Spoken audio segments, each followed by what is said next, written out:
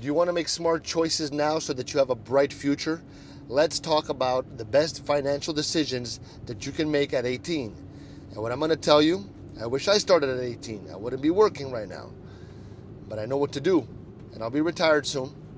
Now listen, when you turn 18, I know it feels like a brand new start. You know what I mean? It's a new chapter in life. But with new freedom comes big decisions, especially when it comes to money. So you might be wondering, what should I do now to set myself up for success? Let me tell you something.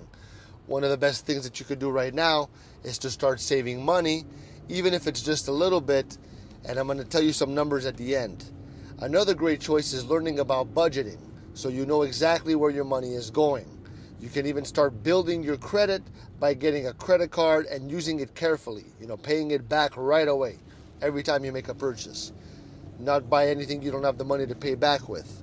This helps you in the future when you want to buy a house or a car, but I got a better idea after. These choices might seem small now, but they can lead to big rewards later.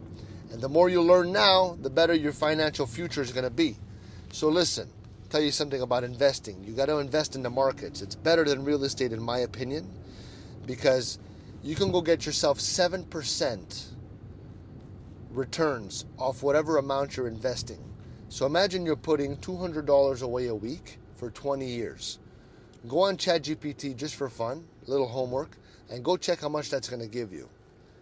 Putting $200 in the markets, in stocks, bonds, mutual funds, that are going to give you back 7% returns.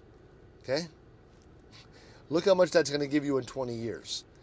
And if you could live off the returns alone, you won't even touch the initial amount. It's always going to stay there. If you learned anything, leave me a like.